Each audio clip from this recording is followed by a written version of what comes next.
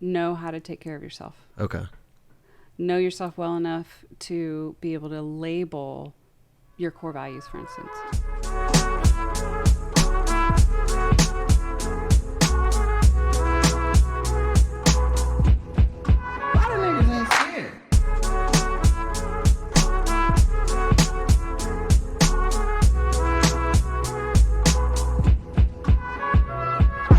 Hello, ladies and gentlemen, and welcome to the Hustle Up podcast. We're bringing you the latest in mindset, business, fitness, and relationships here in Atlanta. Yeah. My name is Clint. I'm Jonathan. And in spirit of February, we got Valentine's Day. It is the month of love. Today's podcast is on relationships. We're sitting down with the relationship translator. Yeah, welcome, Claire. Welcome, Claire. Claire Horner. Hey, guys. Claire Horner. So tell us how you got, I guess let's just jump in, because what we want to do in this one is, this is something that's kind of not necessarily tabooed, but not talked a lot about. And I think when we met, when you were speaking last, you had said this is not something you learn in school. And that's Right. absolutely true. This isn't something you learn in school. So before we start spewing out information and knowledge, which I heard you speak so eloquently about the other night, and that's why you're here, I was hoping if you could give a brief background and give yourself some credibility as to why I might have brought you on the podcast to speak. Sure, absolutely. So I am a shrink. Yep. And, I say that deliberately, partly because it's funny and partly because, I shrink problems and concerns for people. Okay. And so I've been doing that for the past 17 years. And I split my time between helping people recover and heal from intense sexual trauma, because there's a lot of it, and relationships, because that's where we find the most joy, the most value, but we also experience the most pain. Now, that might also be in our own head. Absolutely. In our relationship with ourselves. So I have 2 master's degrees, one in professional counseling, one in Christian psychological studies. Clint's question was, are you Christian? I said, that's a long discussion. But relationships and focusing on self-awareness and how we can improve our lives and pick our people, move away from the people that, we don't connect so well with, which those people can be highly valuable. But, how are all the people in our lives kind of at our, I call it our boardroom in our head, who do we invite onto our committee? There's probably a lot of other people in our lives that, elected to be there and need to be fired. No, absolutely. Good. We talk about this. It is something that comes up on the podcast and in a lot of our conversations, that you are the average of the 5 people that you spend the most time around. You're the average of equal your outputs. 5 best friends. Yeah. And then our take on that is, let's just bump it up to 10. Your 10 greatest inputs, whether that's what you're watching, what you're listening to. The podcast, he and I both listen to Joe Rogan or Tim Ferriss or some of these guys that we're getting these inputs of data from. As a therapist, what you said just kind of resonated. What do you think about that statement? About the collective, what you take from that. When you mentioned Absolutely. the boardroom, it's kind of sounded, on the similar strain. Absolutely. And you're choosing those people, you're choosing what you interact with, and the people who challenge you need to be there too. It's not just about filling those 10 people with people who agree with you. Sure. It's got to have a range. It's got to have challenge. It's got to have, you got to have I say that, in my work, I hold your hand and kick your butt. Yeah. You got to know when to connect with which people. That's it. And that was going to be my question, was for this allegorical boardroom you have in your head, how do you vet who gets a seat at that table and who doesn't? Because it sounds like she's talking about Ray Dalio. Yeah, a meritocracy. Let's go.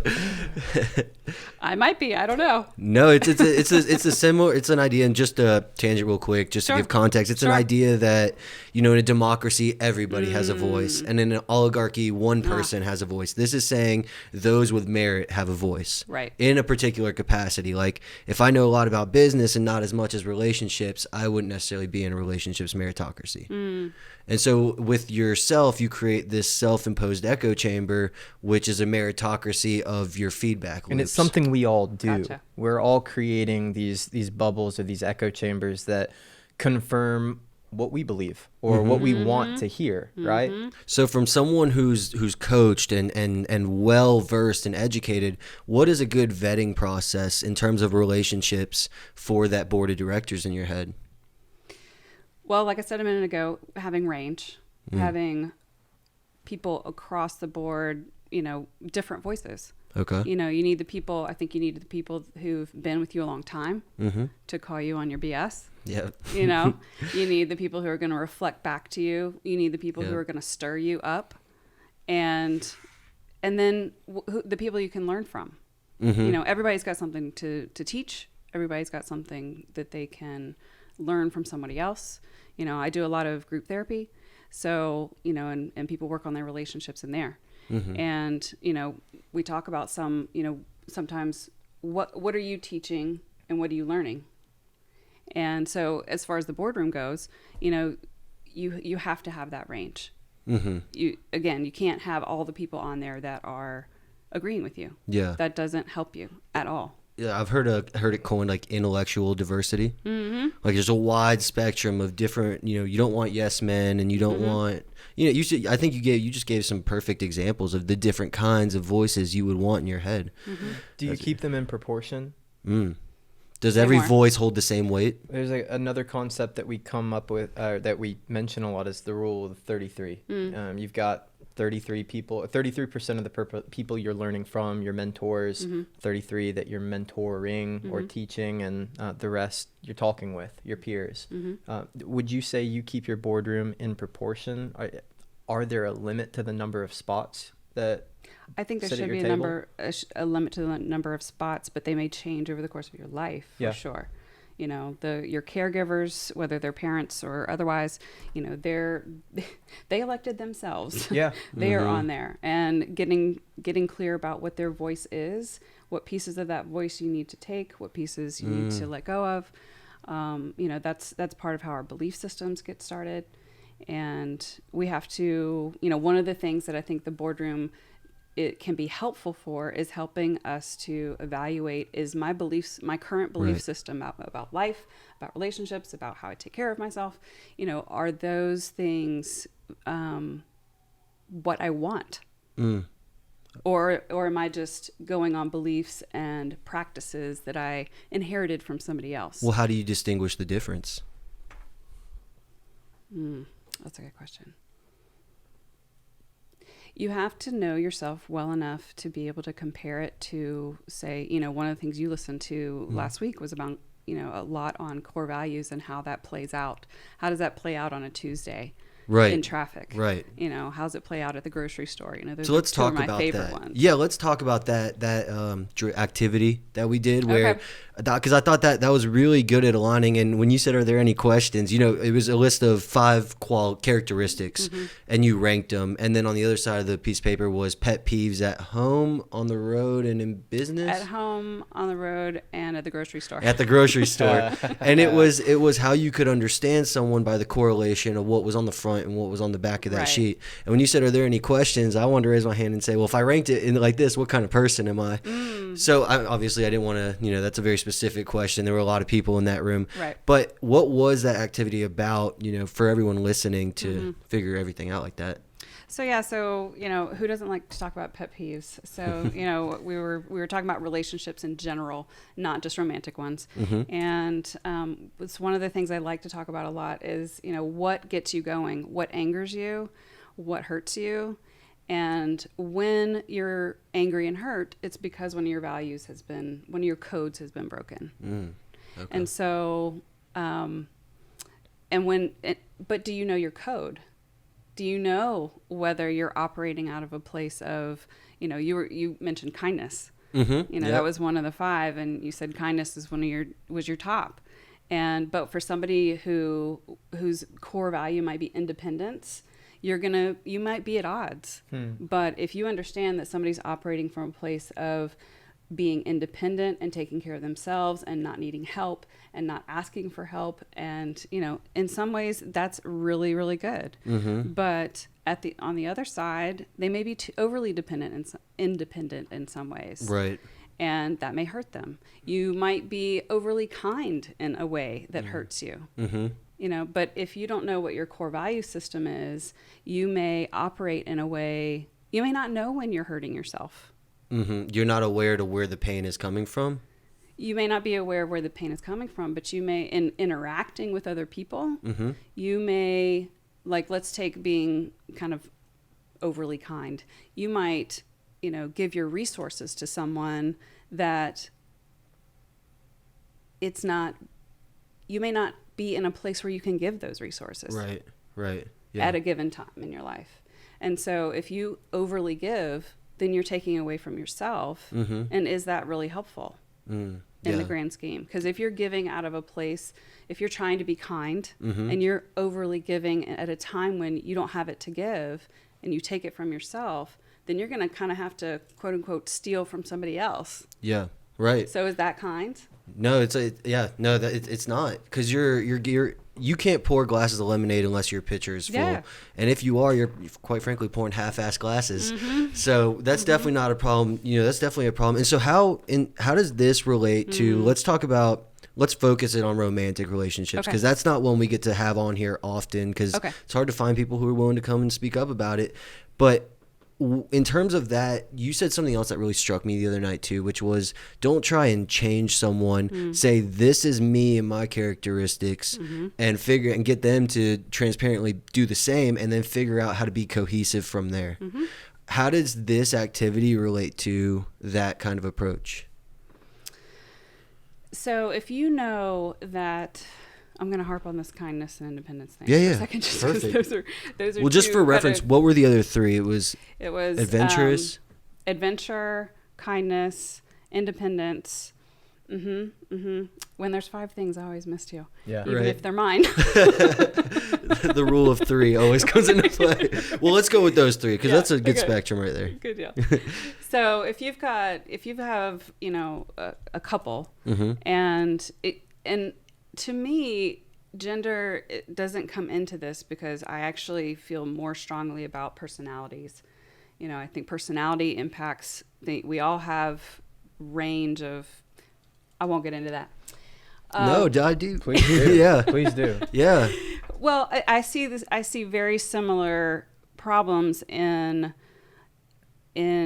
relationships that are the same gender or mixed gender, or in transgender relationships, and a relationship with a binary person, and so you're saying no matter where you are on that spectrum, there's mm-hmm. fundamental issues that exist no matter what. Yeah. And I think one of the core things, it may be cliche, but we do tend to be with people who are opposite. Mm-hmm. Mm-hmm. And the way I look at it is, when you see somebody and they become intriguing to you, right, you may not be conscious of it, but you're asking, how do they do life like that? That's interesting. I mean, that's always in the background. Like, that's cool, that's attractive, that's, whatever it is. And it's mystery. It's a mystery. Yeah. But it's not mysterious if they're like you. So you're going to be drawn to something that's going to be more complementary to you. But we're also back to we're not taught. We don't go to relationship class. We're not taught how to speak that, how to use that, how to label it, how to say to your partner, this is why I'm doing these things. My core value is kindness. Mm-hmm. Right. And this is what would that mean? Like, so if I wanted to have that conversation, like, let's mm-hmm. say I started dating this girl, right? Mm-hmm. And I wanted to, I feel I'm at a point where I want to share this stuff. Yeah. How would that conversation sound like, in your opinion? To me, it's something that comes up maybe in natural interactions in a given day. You might mm-hmm. be making dinner, you might be out, you might be, doing something, and something happens, and one of you is like, what the hell? What are you doing that for? Mm-hmm. Where is that coming from?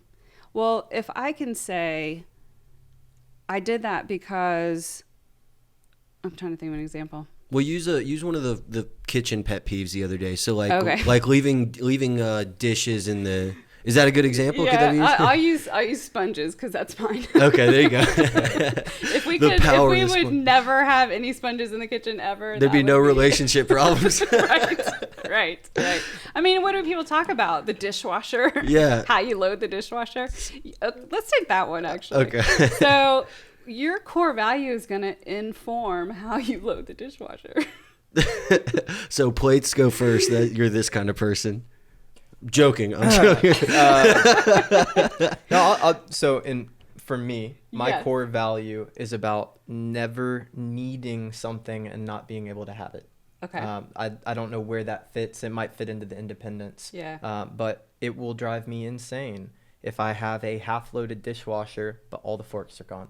That's just I would rather run the dishwasher half empty, half full, however you want to look at it, and always have clean forks than wait to make it, optimized.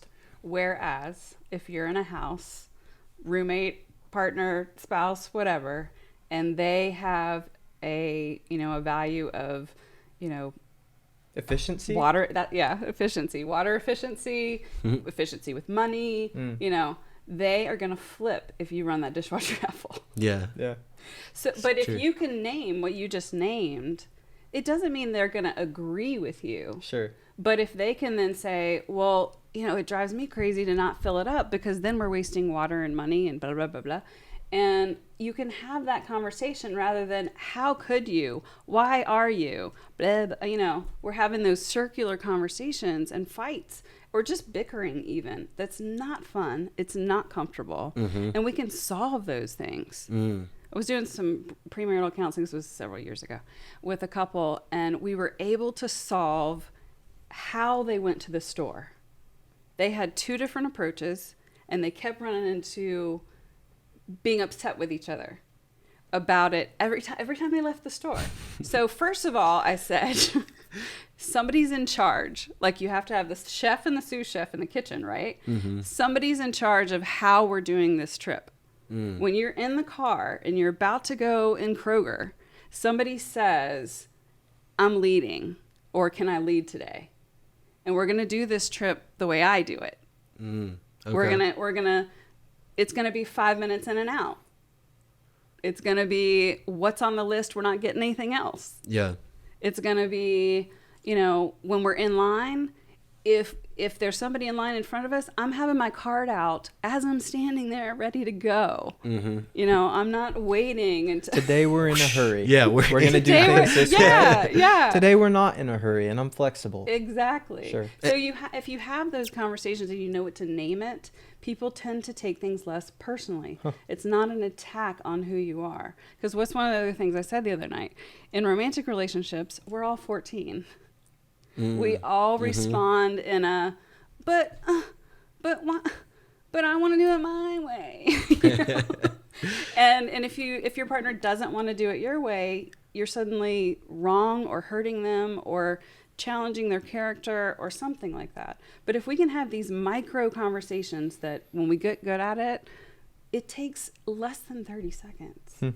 But then we're not having those circular arguments about what's the other one? The toothpaste? Like, why is that still a thing? Buy your own freaking toothpaste.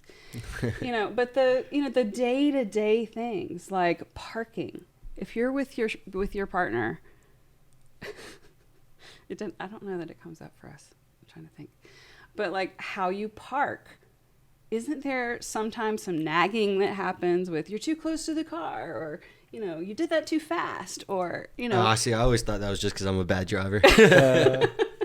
Well, that may be. Yeah, you may label it that too. way. Yeah. And you may not take it personally when your significant other says, "Hey, that was too fast." Look, like, dude, slow down. Yeah. Then you might be like, "Yeah, you're right."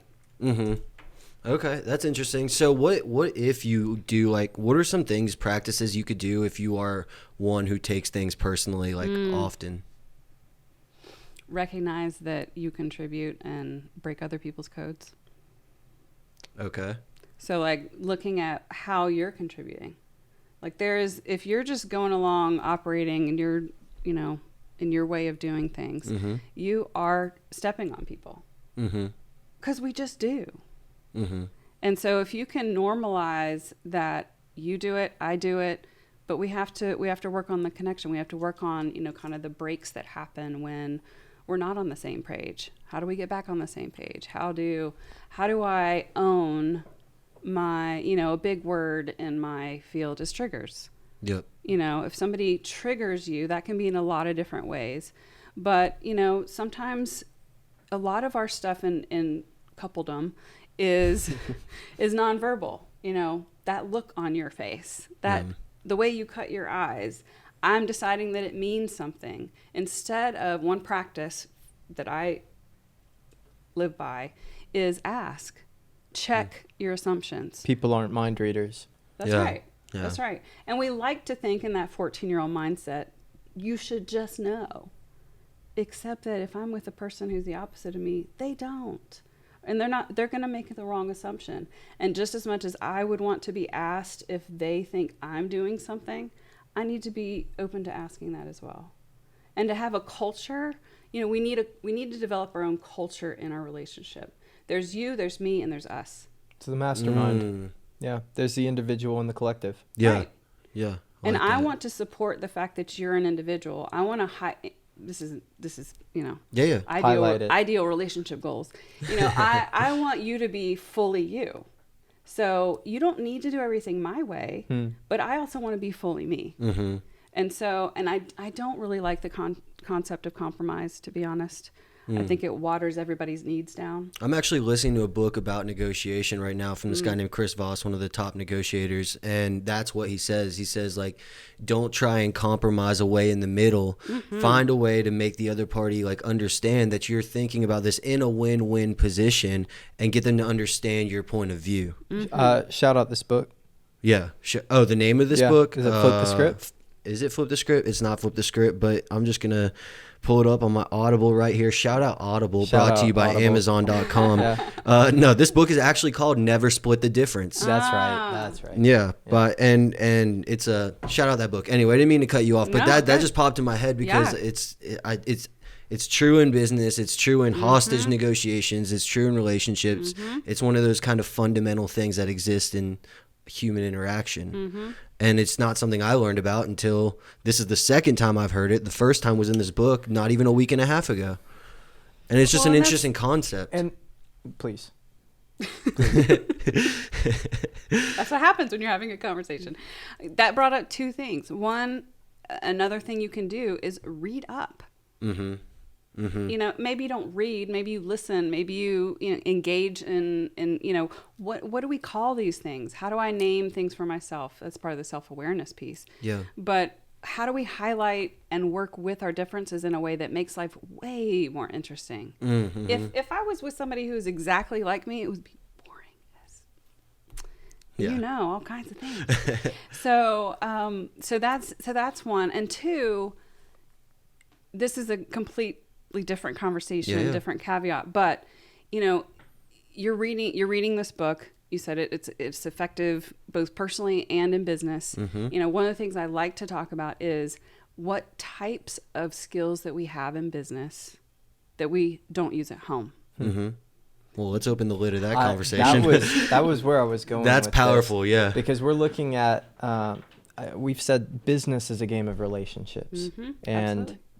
And our friend Kurt he's in here a lot. He talks about Kurt. Yeah. He talks about the life rubric, grading your life as a business, looking at the numbers. And that was the question, is what happens when you treat your relationship like a business, not in the sense that it's all about the money or it's all about, but how can you help the other person more? Yeah. How can you create value and more value than the next person? Right. Or the last person. I think one of the things that we miss so much is our idea of how our relationships can be. We tend to minimize what they can be. And if we're actually we said this, you really hit a button on that one. We were like, huh? Whatever you say, like, huh? If we're both in it fully, then that relationship is super interesting and always growing and alive. And good business is that way too. It's collaborative. It's what do you need? What do you want? Well, what do I need? What do I want? And how do we bring that out? What do we call it? What's the most important thing about, I don't know, that thing that we're trying to create? Creating, that's something that creating a relationship, a satisfying relationship, should be approached in a very similar way that, doing a startup would be. See, and that's something, one thing I have a conversation with it often is the difference in romantic and business relationships. Because I understand there's a lot of similarities, and maybe this is where I'm faulted, because vulnerably speaking, I don't have a girlfriend right now. I feel I'm one of those guys that, like, I'm too in the grind to be dating someone, right? Could be a self-limiting factor, maybe not. Who knows? We could have a side conversation. Yeah, exactly. But one of the things is when I go into a business meeting, what I want to do is I want to know, what is your intention? What are you trying to walk out with? And I will let you know my intention and what I'm trying to walk out with. And with dating, I feel it's more of like, you don't walk into that first meeting or first date and say, this is what I want. And like, what do you want? Let's like logically figure out a way. It's like, let's be around each other and evolve that direction. And so you're not like throwing that information up right at front. You know, maybe it comes out on the second, third, fourth day. I don't know. That's what I'm asking. Do you understand my question? Yeah, I do. Okay. There's the fun in the evolution of the dating process and getting to know somebody. But couldn't you save yourself 3, 4, 5, 10 dates, whatever it is? Could you? If you said from the beginning, be direct, right? Well, I don't know. Miss ATL shrink. What if you did treat it like a business? Or like a business relationship. People who date a lot actually move towards this model of, bringing forth the information sooner. And is that better or worse? I don't know. Because, there is some, organic interaction that needs to happen. What if you have non-negotiables? That's what you need to know. You have to know that. You have to know what your goal is. Like, there's like 5 different reasons to go on a date with someone. What is your, if somebody is dating to have fun, grow their community, have somebody to go out with, that's different than somebody who's looking for a relationship. Is there a right or wrong answer to that question? To the question of, like, is there a right or wrong to date for fun or date for relationships? You just need to know what you're what doing. You want, yeah. What are you doing? Yeah. And have it match to what the other person is doing. Now you might, hit it off great and change their mind for what the direction is. Yeah. But on the whole, but then, you have to know what you're after in the background. You have to know, but you don't want to be stepping on the other person. You want to be curious about what theirs are and interested just at 50-50 what yours are, and bringing those to the table, and hopefully in a natural way. I mean, a common example might be, let's say you want kids. Yes, and your partner doesn't want kids. Right. And that's a non-negotiable. Right. I'm not willing to not have kids. Right. And now you've saved yourself months or even years, possibly even a divorce. Yeah. Yep. Well, I'll tell you what, just like you pointed out, that whole conversation, we have actually one of our first videos on relationships is we do a one and done where we don't interview someone. Me and him just sit down for a minute and chop up a topic, whatever it is.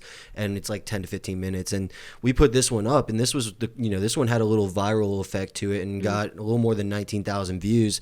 And so it shows me that this idea of not having a significant other while you're on the grind in your early 20s is something that is had often amongst millennials. People think about this. Yeah. They think, should I build my empire and find a person to share it with later? Or if I can find my queen, king, what have you, in the process and build together, is that better? Which one's better? And I think everybody's always trying to figure out what's the best, right? And he's doing it one way, I'm doing it another way. And I don't think there's necessarily a right or wrong answer. It's what's best for the individual. What's best for you. And you may change course somewhere along the way. I had a whole life that was, I was with the same person for 20 years, married, did all the things, didn't have kids, but that was a choice that, that we made together. And then I started over. And so, yes, I'm a relationship therapist that's divorced. Yes, it happens. And but I learned from those things. And so going into the second phase, these are also kind of on the personal side. These are the things that I had to clarify for myself. I knew that there were some non-negotiables. I knew that leading with certain conversations was important. But for instance, we didn't know how old each other was for 6 months. Wow. We just didn't ask. Yeah. and we engaged in other things. For somebody else, that would be like you're withholding, you're hiding, you're I being must know, secretive. was there a large gap? 12 years. Okay. It wasn't too bad. So from your knowledge perspective, why did that happen? Which thing? Like why, first off, why did you even become aware of that pattern that you didn't know each other's age for 6 months? And then why is that pattern significant? And then what did you learn from that? I'm assuming it wasn't one of your non-negotiables. No, it wasn't. Well, to be honest, it was, on the awareness side, it was something that it never occurred to me not to have that conversation. Okay. Yeah. And so I just kind of went with it. He didn't mention it. I didn't mention it. We just kept not mentioning it. And so it was kind of an exercise for me of letting go. But I also knew that, I wanted to be possibly with another entrepreneur, which I am, that having future kids was not what I wanted. There were, and having somebody who wanted to live urban, those were, and liked to communicate. These are your non-negotiables? These were my non-negotiables. Yeah. And because I knew that not having those things, especially again, would lead somewhere I didn't want it to lead. It would have interfered, because at the same time that happened is when, I birthed my business. And so I was in the same kind of place. When we met, I was not looking. Right. That's always when you find it. They yeah. say that, but I was like, yeah, no, maybe coffee. But do I want to have a second one? So this idea of how do you engage with your life and do something massively life-changing that's going to take a lot of time. You don't want to be with somebody where quality time is their number one thing. Okay, so now we're talking love languages, right? Well, and I'm curious, you mentioned 5 personality traits earlier, or what did you say, characteristics that are important, the independence, kind, adventurous, values, security. I miss my own. Yeah, okay. So can we actually get that and put it in our blog?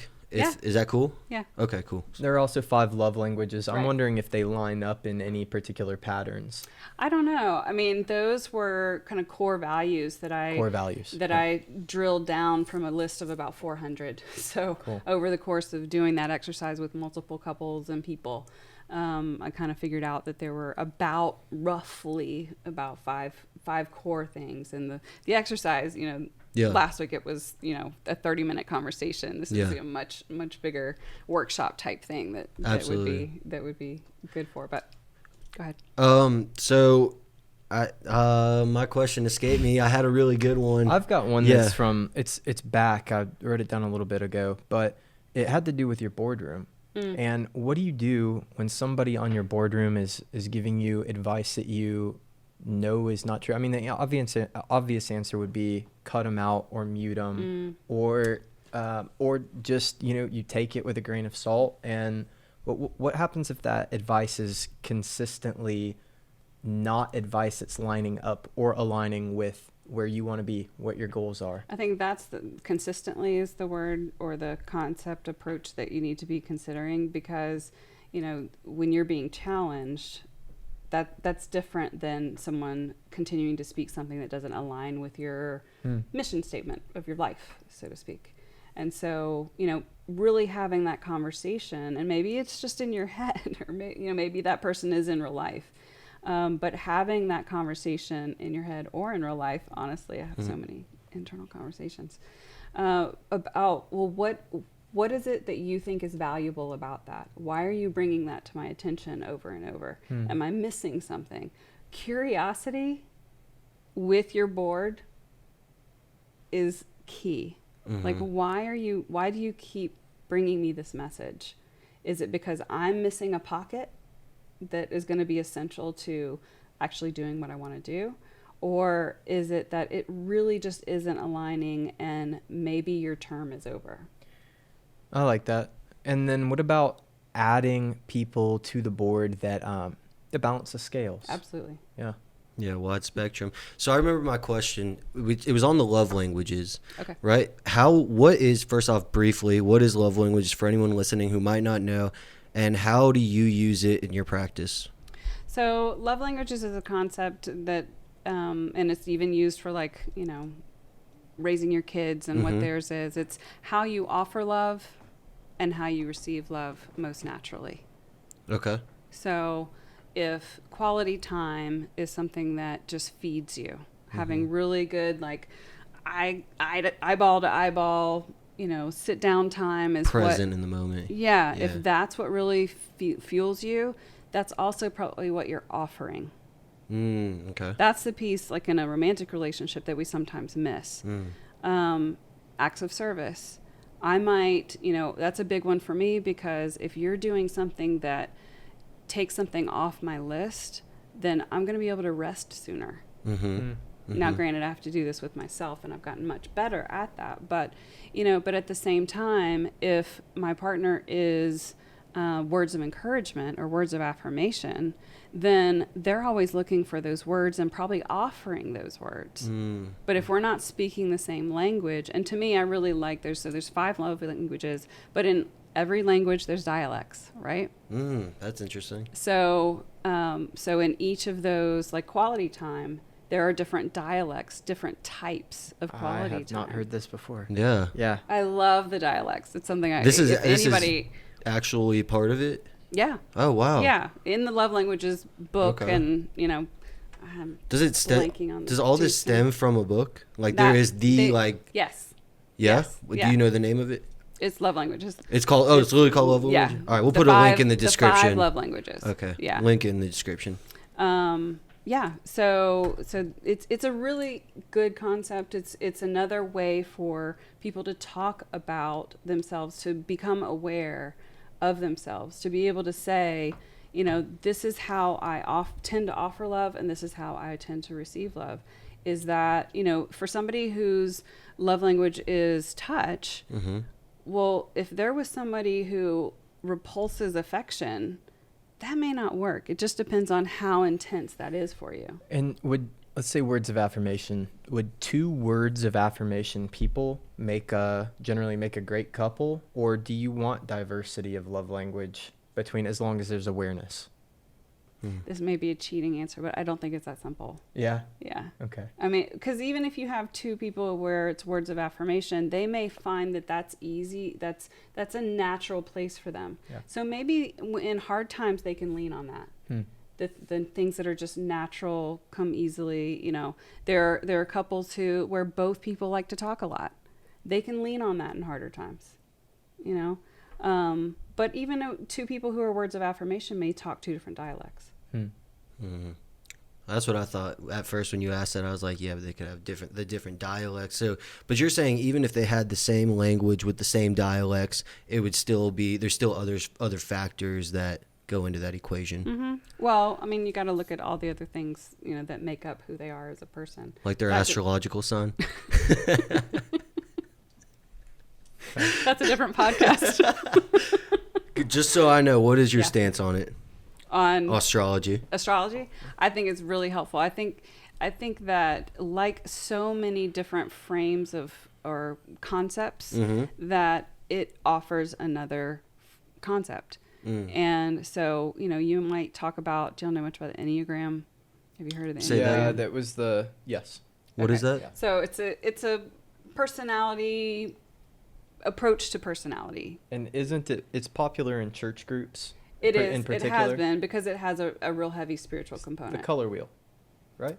It's wings, and like you have your number, then you have your wing, and anyway.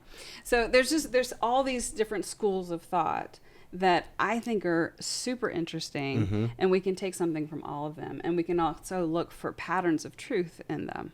So I think it just gives different language to different things. I don't have to believe in something wholeheartedly in order to get value from it. So you essentially create a meritocracy of your information through love languages, astrology, school or academic taught knowledge. Science. I mean, just experience. And so you are able to, but you have a good kind of, because you're trained, filtration device to say this is what's credible and fundamental, and then you learn how to apply it to others' lives. Yeah, like I might be able to say I'm Virgo, but there were 3 Virgos in my household growing up. Okay. So we were 3 different brands of Virgo. So I don't know a whole lot about it, but I do. When I find out that Virgos tend to make a lot of piles of things in their home. I have I have drawers where this drawer is this and this drawer is this. Organization, planning, having a plan, doing the plan, like all of those things are yes, they're part of me. And that's a way to look at it. Don't have to look at it that way. You can look at it from a different perspective. So no, that's a good answer. And then my last kind of question that's like a bop is on technology. So our third event was called Love, Sex, and Relationships in the Age of Information, and we had a great panel on that. And so, what is the dating culture now in your eyes, and what was it? How has it changed? How is it similar to maybe when our parents were dating? If like from learning all that. I think you're also underestimating how old I am. Very possibly. No. I think that it has changed. I don't like it when people go off about how everybody's on their phone and all these things, because I've seen so much help happen because of how we're connecting. And we may be on our phones, but we may be talking to somebody across the world who has a similar health problem, and so now we've got community. So that doesn't exactly answer your question. No, it but does. It does. There's the reach is so much further, but at the same time, there's so much more information. So I think that the ways that to drill down more into romantic relationships, and one of the things that I think hurts relationships so much is secrecy. We can have privacy, but secrecy is usually detrimental. Okay. And so technology has changed that. It's changed how secretive we can be. The concept of, if I die, the first thing I want somebody to do is clear my history. I mean, how often do I hear that? A lot. Wow. Actually. And so I think it's shifted, but we can also talk in different ways. But if we don't, let me think about this for a second. If we don't know how to use it well, it's like anything. Yep. It can hurt us. Yep. And so if we overuse our phones when we're sitting with our partner, that's probably not going to work very well. Yeah. But at the same time, if you have, let's say, 2 people who don't talk very well, if they go to dinner but they can text, go for it. They may be sitting across from each other, and then somebody else across the room is like, look at that couple. They're just on their phones. They're not even paying attention to each other. Well, if they've found a way to communicate by texting to each other and they're actually communicating with each other. Have you seen that? Do people do that? I'm not sure, but it's something that I would encourage. I'm going to go on a first date and be like, shh, texting only. Let's go. Did you check your phone? Check this you're, meme. You're a talker, Yeah. You're a talker. You wouldn't do that. But somebody who has, let's take 2 people who have intense social anxiety. Yeah. They may do very well on their screens. Yeah. Do people who have intense social anxiety tend to date people who have intense social anxiety? I don't know. Okay, that's fine. I don't. I think if they can find each other, Sure. then yes. And again, technology, I'm in a group that's for introverts, and so there's conversations that come up, and people ask each other questions like, "How do you find anyone?"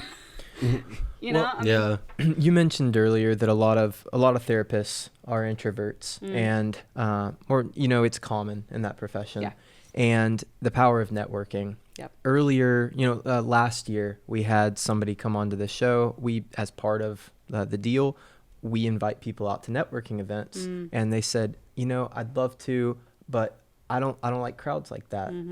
How did you get into networking? How did you start building your brand? We'll probably have therapists listen to this, or therapists at the event. And what kind of advice do you have for somebody who's getting into that space and wants to hit networking, or maybe doesn't know the value of it yet? Networking has to be on brand with yourself. You have to do it in your particular way. And so you can't put on, like clothes. Like you can't put on somebody else's jacket and feel good in it necessarily, especially if it's not tailored to you. So you have to sit with, what is that going to look like? If I go like last Tuesday after the event, because we talked beforehand, and then I talked, and then Dr. Carolina talked, and then we talked some more. And I was spent. Really? I loved it. I was charged when I left. The next day I was spent. Even the following day. Even the following day. And so, but I know how to recharge, so I was able to do that quickly. But it took me using my plan to do that. And there were certain things that I did while I was there because I know myself. There were certain things I did earlier in the day. Yeah. And I structured my day. I structured today based on this because this is using up reserves.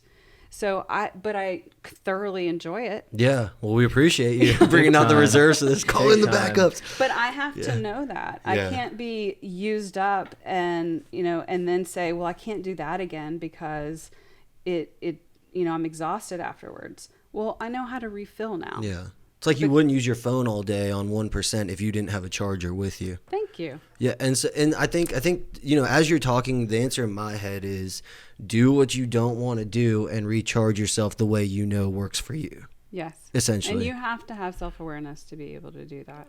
And go ahead. I might even edit that. If you don't want to do it because it's going to make you uncomfortable, do things that make you uncomfortable and recharge if you have to. Or recharge the way that makes the most sense to you afterward. And do it in the way that stretches you just a little. Yeah. And then you can grow with that. You don't stretch till you snap. Exactly. Don't push it too hard, too fast. Right. It's like it's the hustle muscle. It's yes. Network hustle conditioning. Muscle. Let's go. I like that. Yeah. I know that I don't need to have coffee with more than probably 2 people a month. But as I grow this muscle, and I just did that event last week. I would normally not do something else like this for a good 3 weeks. Yeah. Because I'm still running a business. I still have a practice. I've got group tonight. Like there's all these things I'm balancing. And you got our event next week. Shout out. Yeah. Oh, y'all. Yeah. So know that, I'm storing up. I'm storing up for next week right now. Well, on that topic, we talked offline before the camera or the recording happened.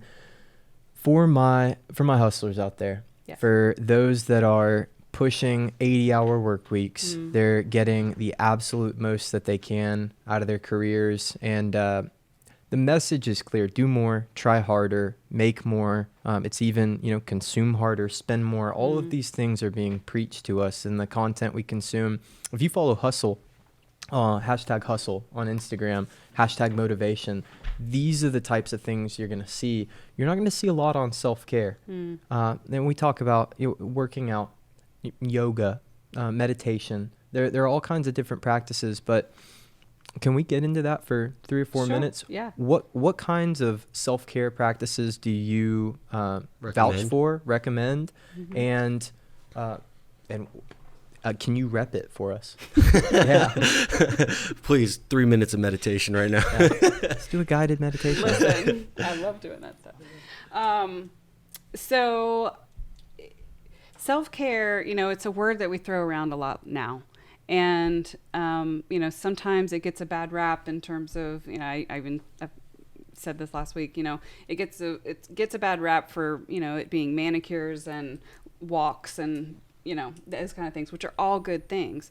But a core thing that we need to know is what we need when. We need to have a long enough list. I call it the diner menu of self-care. Like we need you know what I mean? Like pages and pages, It's like a book. Yeah. You need 20 chicken things, you know. You need different brands of self-care for different things. Like the other day, I think I took a 5-minute power nap and I felt amazing. But I've practiced that. So resting hard is another piece of what's in that. But knowing what is rest to you, knowing what's going to recharge you, knowing, you know, that knowing which things go with which things. I don't know if that's clear. But if I've spent X amount of, you know, personal energy, what do I need to do? Do I need to play? Do I need to watch a comedian? Do I need to go drive somewhere? Watch out for sponges in your sink. Yeah. Put the sponge at least back. Yeah. Because you're spending my energy. Do you wash it off as well? Clean out? Sponge it out. Well, if you're going to work these, if you're starting a startup, Yep. you know, there's the 16-hour day culture is, I mean, that's pretty common. And if you're going to work these ridiculous hours, especially, you know, maybe it's for a limited amount of time, but maybe it's till, you know, indefinite until it happens. Right. If you're going to sustain and prevent burnout, the self-care it's not just recommended, it's pertinent.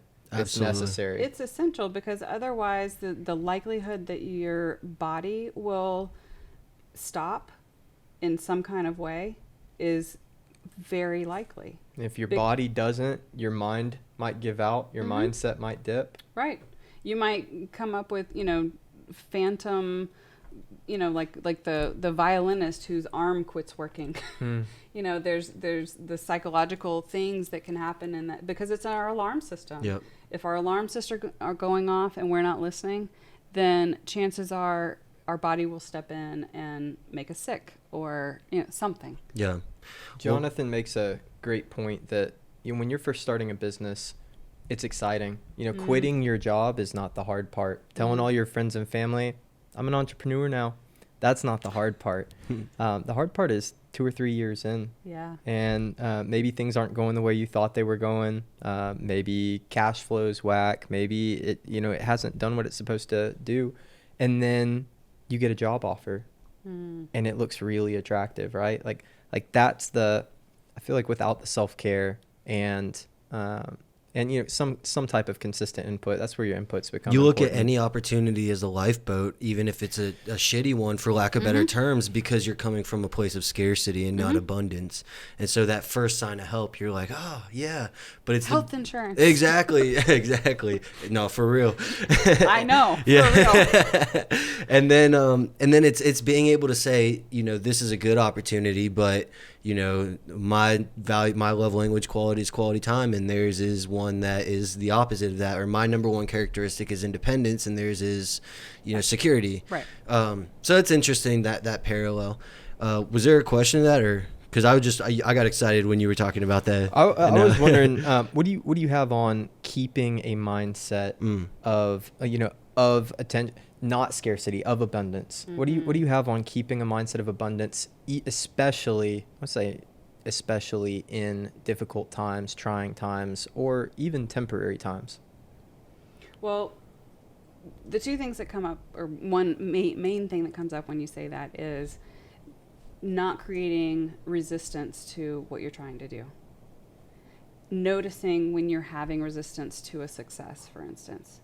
Noticing when your mindset is causing pain or problems, and you need to really take a minute and say, you know what, it's honestly the self-talk. It's the, you know, we're going to do this, you know, right this second we're frustrated, you know, we didn't pay rent on time, we, you know, all the things that come up. And so when we get in those spaces, being able to have that compassion for ourselves to say, you know, this is the moment, these are the struggles, these are the things that you know, let me go let me go, for me, it's the second time I brought it up. Let me go watch a comedian for 10 minutes and see if I can get my laugh on, you know, and see if that recharges me, see if the hope comes back a little bit. And to know that will absolutely happen. Yeah. You absolutely will. If you care about it, starting a business is no joke. Yeah. Like there's so much to learn, so much to absorb, so many rules to follow, but then you have this passion and then you got to make sure that works. And then, you know, and then you're talking to everybody about it and they're like, I'm tired of this. Yeah. You know, and so keeping that passion alive amongst all the detail can be very difficult, but knowing that you're gonna get tired and you're gonna get frustrated. Yep. But also you can ride those moments where it works, and reminding yourself, even writing down, you know, having a page of it worked today. And this was the date and this is how it worked. And when you're feeling like crap, going back to that page and saying it worked on that day. Yeah. That's what's up. I was you know, in a really bad headspace, and then so-and-so called, and then they said, hey, why don't you talk to this person? And then, woof, we're back online. Yep. You I know? love it. That's great. That's awesome. And I'm inspired to do that. I think like I have a journal that I use throughout my day, and it's really just an ongoing to-do list, but it also contains the most important notes. And I think writing down small victories and wins in that, like just in bold letters with a highlight across it, just in a different format to bring my attention to that could be. So I appreciate that. That's good. I like that. I analyze preventable losses. Yeah. And how to prevent them next time. Yeah, just take notes on them. Well, awesome. And so let me get something clippable for this before we end. What are 3 things that you would tell people who are either struggling to be in romantic? Let me rephrase this so we can cut the whole thing, right? What are 3 things that you would tell people in struggling romantic relationships or who are struggling to be in a romantic relationship? 3 pieces of advice for them to walk away with. Be a good partner to yourself. Define that a little bit. Small. Know how to take care of yourself. Okay. Know yourself well enough to be able to label your core values, for instance. Be able to label something like your love language. Okay. Be able to say, you know, these are the core things that charge me up. These are the core things that hurt me. Understood. Number 2? It's related. I you know, this know thyself. Yeah. Thing is just such a, well, don't, and to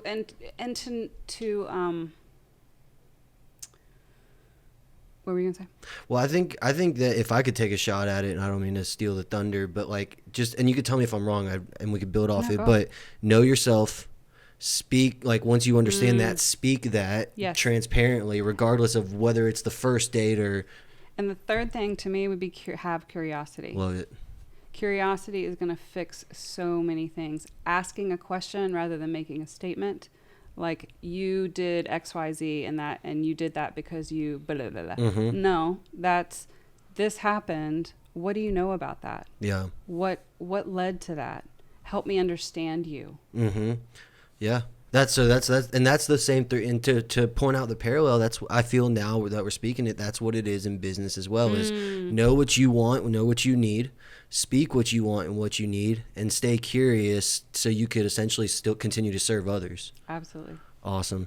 Well, this has been awesome. I knew this was going to deliver. This is one of my favorites. Yeah. If not my favorite. Yeah. I really thoroughly enjoyed this podcast. No, this was good. It was fluid, like go on and on. You know, we could go on and we will go on and on. We got our event February 25th. So if you're listening to this, the event has just happened. Yeah.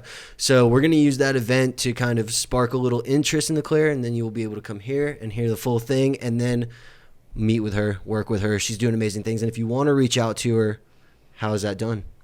Honestly, email is the best way to reach me. Okay. And we'll throw that in the description. Yeah. And that's just Claire Horner at atlantashrink.com. Awesome. And your handle is at ATL Shrink. At ATL Shrink. And guys, this has been another Hustle Up episode, one of our first few on relationships in a long time. Yeah. We're going to have her activity in our blog, so check that out at hstlup.com/blog.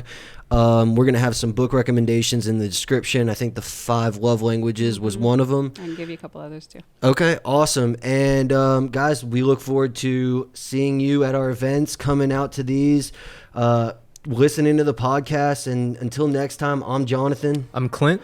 Thank you again, Claire. Thanks so much. At HS, that's right, at HSTL UP. And until next time, hustle up. Hustle up.